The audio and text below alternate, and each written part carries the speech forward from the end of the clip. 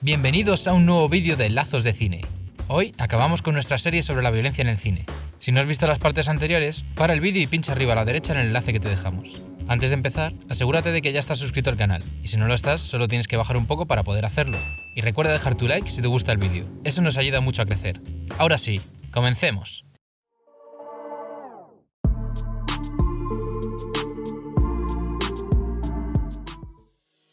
A partir de la década de los 80, la violencia empieza a abandonar el contenido argumental de las películas, para convertirse en su forma narrativa, independientemente de lo que se quiera narrar.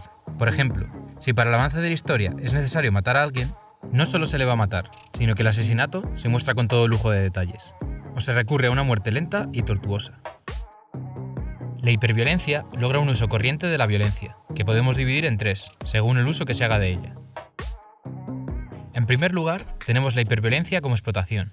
Se caracteriza por un prolongado tiempo en pantalla de la violencia física y una alta explicitación en las imágenes, así como todos los recursos que hablábamos en el vídeo anterior, como la cámara lenta y la multiplicación de cámaras para rodar una escena.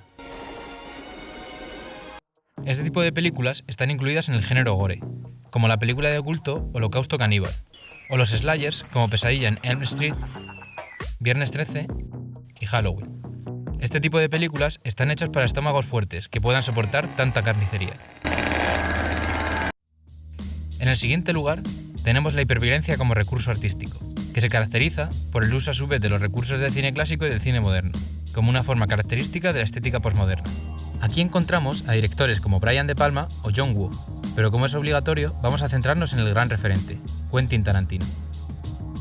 Sin duda, el empleo de la violencia en sus películas es lo más reconocido de su filmografía, y lo que ha conseguido que tenga millones de seguidores y millones de detractores.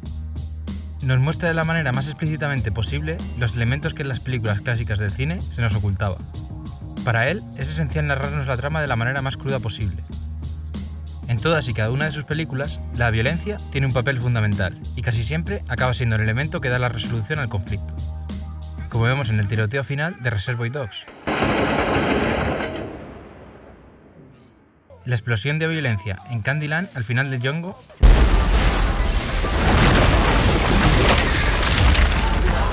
o en la carnicería final en La cabaña de los odiosos 8. Las historias que cuenta no necesitan tanta violencia para llevarse a cabo, pero Tarantino elige esta forma tan dura y directa para atrapar al espectador e impactarle. Utiliza la violencia para expresarse, y el único mensaje que sacamos de tanta violencia es que simplemente vivimos en un mundo violento, y él es el encargado de enseñárnoslo. Pero más que la violencia, lo que define a Tarantino es la manera de mostrarla, aunque también es brillante por el otro motivo, por la utilización del fuera de campo para sugestionar el cerebro del espectador, como es el caso de la famosa oreja mutilada en Reservoir Dogs, donde a pesar de ver la oreja, no vemos el momento del corte, dejándonos a nosotros, los espectadores, el trabajo de imaginarlo todo. Y Tarantino está seguro de que lo haremos de la forma más sangrienta posible. Esta escena se trata de un momento de violencia completamente gratuita. El sadismo del señor Rubio no es más que un elemento para captar la atención del público. ¿Te ha parecido tan bueno como a mí? Otro ejemplo puede ser la matanza en la boda de Kill Bill, donde solo oímos los disparos y otra vez tenemos nosotros que imaginarnos lo que sucede en el interior de esa iglesia.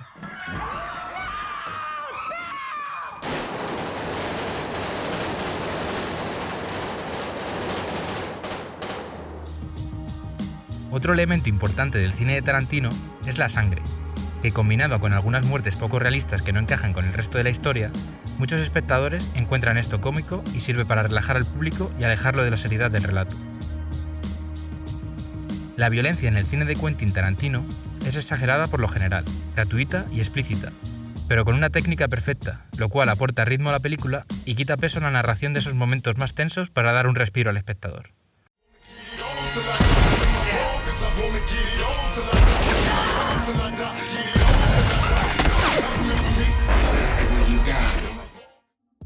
Y en el último lugar tenemos la hiperviolencia como provocación. Hay una clara intención de sensibilización dirigida al espectador, empleando de alguna manera las estrategias del cine clásico, presentando una baja amplitud estilística. Se produce un distanciamiento crítico frente a la violencia, mostrándolo como un fenómeno digno de ser estudiado, entendido y sobre todo mirado. En este caso pondremos el ejemplo de dos películas. La primera es Elephant, de Gus Van Sant, Está basada en un hecho real que pasó en un instituto de Oregón en Estados Unidos. El director hace un seguimiento a unos cuantos alumnos del centro durante un día cualquiera. De esta forma podemos conocer de cerca sus vidas, sus aficiones, sus amores y su soledad. Esta es la parte central de la película durante la primera hora, donde lo más importante serán los problemas de estos jóvenes.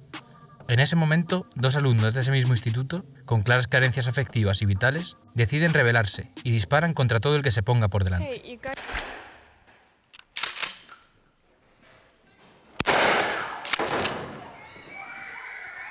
Esta película trata de llegar a la conciencia del espectador, y lo hace sin necesidad de apoyarse en artificios sensibleros.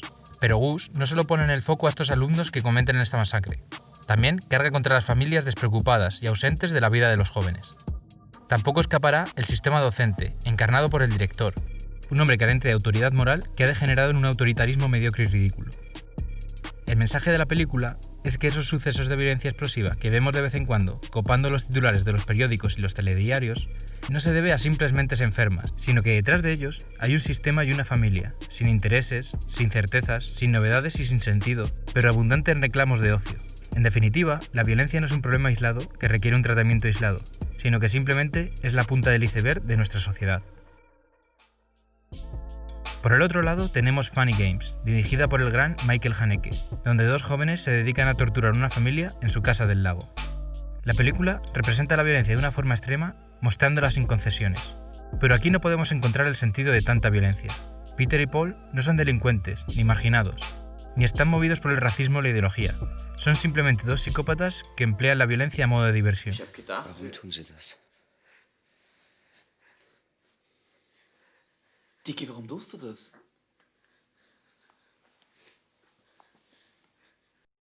Pero las acciones más violentas no se desarrollan en la pantalla, sino en la mente del espectador, que se nos muestra con un efecto de montaje. La herida de George permanecerá en la conciencia del espectador e irá cobrando importancia a medida que avanza la película, más que en el momento del golpe. Pero sin lugar a duda, el momento más duro de la película es la muerte del pequeño Georgie. La mayor dureza de esta escena, que tampoco se nos muestra, es que tenemos que ver las consecuencias de tanta violencia. Y aquí Haneke se encarga de que lo sintamos de verdad. En esta película, Haneke hace una reflexión sobre la representación de la violencia por parte del cine y la televisión, ya que pone en escena una gran cantidad de elementos de distanciamiento que de un modo permanente solicitan la atención de la mirada. Sus películas no dejan a nadie indiferente y nos invitan a pensar. La representación de la violencia en el mundo del cine ha ido cambiando a lo largo de los años. Yendo de la mano con el progreso y la libertad de expresión, ha llegado a un punto donde es difícil saber si llegará a otro nivel, pues ya es de una crudeza total. Lo que está claro es que grandes directores han sabido utilizarla de un modo brillante.